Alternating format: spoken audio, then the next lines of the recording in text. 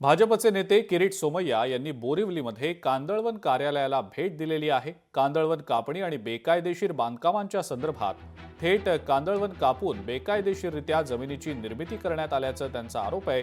त्यामुळे दोषींवर तत्काळ कायदेशीर कारवाई करण्याची सोमय्यांनी मागणी केलेली आहे।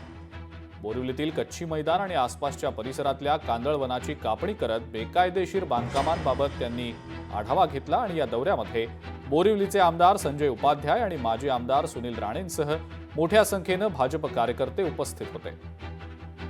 कांदळवन कापून नष्ट करून जाळून आणि दाबून हा बेकायदेशीर अडथळा किंवा जमीन निर्माण करण्यात आली, यावर तत्काळ कारवाई करून जे कोणी सहभागी असतील त्यांच्यावर कायदेशीर कारवाई करा अशी मागणी सोमय्यांनी उपस्थित अधिकाऱ्यांकडे केलेली आहे।